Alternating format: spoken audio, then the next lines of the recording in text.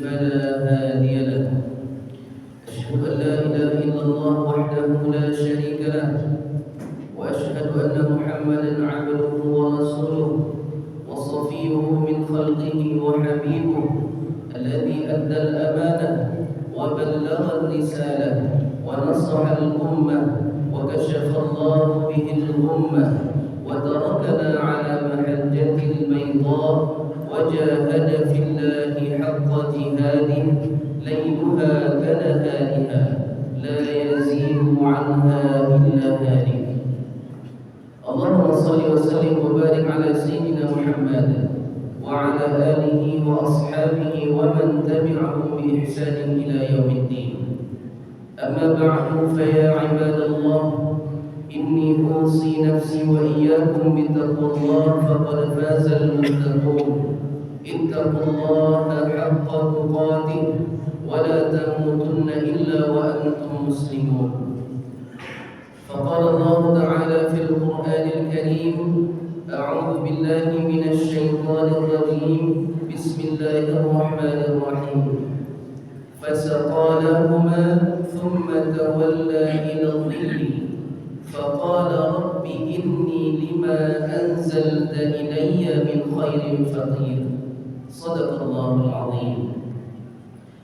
Hadirin kaum muslimin sidang jemaah Jumat rahimahumullah, bersyukur kita kepada Allah dengan syukur yang setinggi-tingginya atas segala bentuk nikmat, hidayah, taufik, karunia dari Allah yang mana sampai saat ini kita masih bisa nikmati, masih bisa berpeluang untuk mendapatkan kemuliaan di bulan Ramadan ini.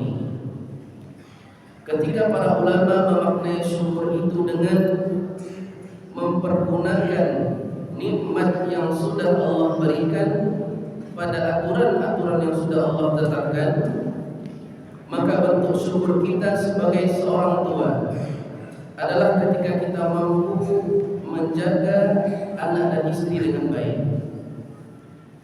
Di antara kita ada seorang anak, seorang murid, maka bentuk syukurnya ketika kita mampu untuk meningkatkan bakti kepada orang tua dan menjadi murid yang baik.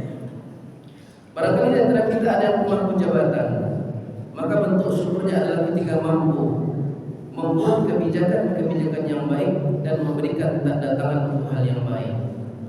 Maka ketika kita mampu mempergunakan nikmat itu pada aturan yang sudah Allah tetapkan, seketika itu juga Allah dekatkan kita menjadi hamba yang bertakwa. Salawat dan salam teruntuk baginda Nabi Muhammad SAW. Semoga kita istiqamah dengan sunnahnya, senantiasa bisa berselawat kepadanya, dan semoga pada yaumil akhir kita memperoleh syafaat dari Nabi Muhammad SAW. Amin ya rabbal alamin.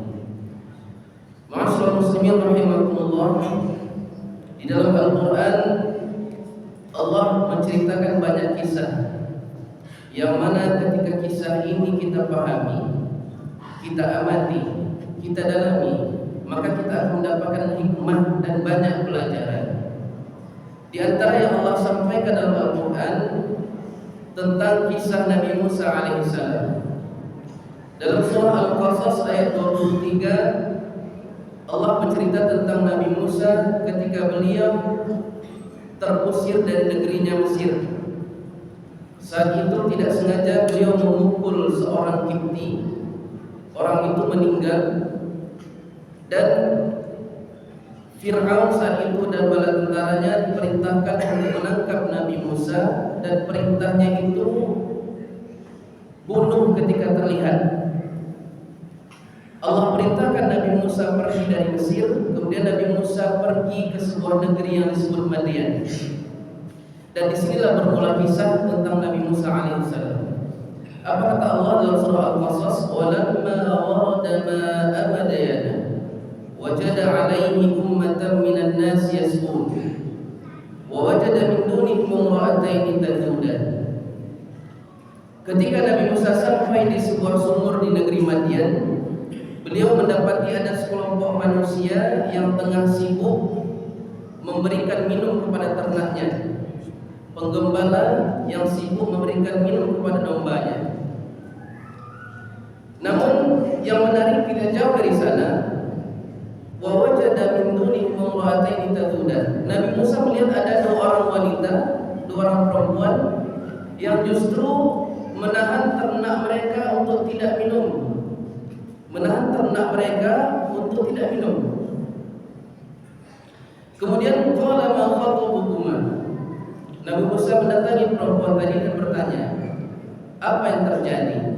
Kenapa kalian tidak memberikan ternak kalian minum? Padahal insting binatang itu ketika di padang pasir terik panas itu pasti akan haus ketika melihat air. Apa kata perempuan tadi? Qalata la nasqi hatta yusdira ar-ri'a'u wa abuna shaykhun kabir. Kami tidak bisa memberikan ternak kami minum sampai sekelompok penggembala itu pergi, dan bapak kami adalah orang yang sudah tua, shaykhun kabir. Di antara para ulama tafsir menafsirkan shaykhun kabir ini dengan orang yang sudah tua atau memang orang yang punya pengaruh yang sangat luar biasa. Kemudian tanpa berpikir panjang, Nabi Musa langsung mengambil ternak tadi, memberikan minum kepada ternak perempuan tadi. Setelah itu Nabi Musa berpaling dari perempuan tadi dan pergi ke sebuah pohon untuk berteduh. Fasaqalahuma thumma tawalla ila dhilli faqala rabbi inni lima anzalta ilayya min khairin faqir. Di pohon tadi Nabi Musa berdoa kepada Allah. Apa doanya yang sangat luar biasa? Rabbi inni, Tuhanku, sesungguhnya aku, lima anzalta ilayya min khairin, untuk setiap apapun yang engkau turunkan kepadaku dari kebaikan-kebaikan, faqir, aku sangat membutuhkannya ya Allah. Ma'asyiral muslimin rahimakumullah, dari semoga kisah ini ada beberapa pesan yang bisa kita ambil.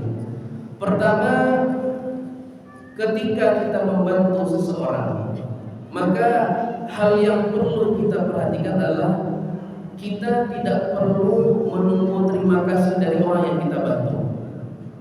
Karena sejatinya ketika kita menolong seseorang, kita membangun koneksi antara kita dan Allah. Karena sejatinya setiap perbuatan baik yang kita kerjakan itu merupakan peluang investasi, yang mana investasi itu akan berkumpul menjadi kebaikan kita di akhirat kelak. Yang kedua, kaum muslimin rahimakumullah, kita tahu Nabi Musa sampai terusir saat itu ke negeri Madian itu tidak mempunyai apapun, mungkin hanya pakaian di badan. Tapi seandainya kita berada pada posisi itu, maka standarnya manusia pasti akan meminta, ya Allah, beri saya rumah, beri saya pekerjaan, beri saya kendaraan, beri saya kehidupan yang layak. Tapi Nabi Musa tidak melakukan itu. Apa mindset yang diajarkan Nabi Musa alaihissalam? Bahwasanya seorang muslim ketika berdoa kepada Allah, maka cukup untuk melihat bahwasanya banyak kebaikan dan nikmat yang sudah Allah berikan kepada kita. Yang ketiga, kaum muslimin rahimakumullah, setiap kita punya kesalahan, baik itu kesalahan kecil atau kesalahan besar. Tapi Allah memberikan contoh pada ayat ini kesalahan yang besar, yaitu membunuh seseorang, yang mana kesalahan ini akan menjadi beban bagi seseorang itu bahkan sampai akhir hayat. Dan Allah memberikan contoh ekstrim ini, memberi gambaran kepada kita bahwasanya sebesar apapun dosa yang kita kerjakan, Allah akan tetap membukakan pintu taubat bagi kita. Allah akan tetap memberikan kebaikan-kebaikan kepada kita. Maka tugas kita adalah ambil kebaikan itu dan kita berdoa dengan kebaikan-kebaikan yang kita kerjakan. Kemudian terakhir, kaum muslimin rahimahumullah, pesan apa yang bisa kita ambil? Bahwasanya kata fakir ini sudah menjadi serapan kepada bahasa Indonesia. Kita kenal ada fakir dan miskin. Miskin itu orang yang tidak punya tapi masih punya peluang untuk memiliki sesuatu. Tapi fakir itu orang yang sama sekali tidak mempunyai sesuatu. ketika tidak punya sesuatu, maka apapun yang diberikan kepada dia akan berterima kasih. Maka isyaratnya adalah ketika kita memohon kepada Allah, jadikan diri kita sebagai fakir, jadikan diri kita sebagai butuh, benar-benar butuh terhadap kebaikan dan nikmat yang Allah berikan kepada kita. Kemudian kaum muslimin rahimakumullah, tak lama setelah berdoa itu Nabi Musa didatangi oleh perempuan tadi. Faja'athu ihdahuma tamshi 'ala istihya. Datang salah seorang perempuan tadi berjalan malu kepada Nabi Musa. Apa katanya? Qalat inna abi yad'uka liyajziyaka ajra ma saqaitana.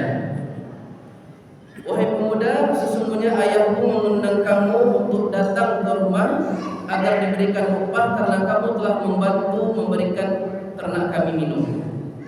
Dan kita tahu muslimin rahimahullah apa upahnya? Nabi Musa dijodohkan dengan salah seorang perempuan tadi. Ternyata ayah si perempuan tadi adalah seorang nabi. Nabi Musa ditawarkan pekerjaan, dan tidak hanya itu, Nabi Musa ditawarkan tempat tinggal. Jadi semua yang dibutuhkan Nabi Musa ketika dia terdampar di satu tempat yang tidak mengenal siapapun di sana, kemudian dia membantu orang lain yang dalam hal ini membantunya adalah memberikan minum kepada ternak seseorang. Semua yang Nabi butuhkan, Nabi Musa butuhkan itu dia dapatkan. Jodoh dapat, tempat tinggal dapat, pekerjaan dapat dengan satu doa Nabi Musa, Rabbi inni lima anzalta ilayya min khairin faqir. Tuhanku, sesungguhnya aku untuk setiap apapun yang Engkau turunkan kepadaku dari kebaikan, aku sangat membutuhkannya ya Allah. Semoga kita mampu menjadi hamba yang bersyukur, hamba yang bersabar, dan semoga kita mampu melihat perjalanan hidup ini dengan setiap kesyukuran dan kesabaran. Fa'tabiru ya ulil absar la'allakum tatafakkarun.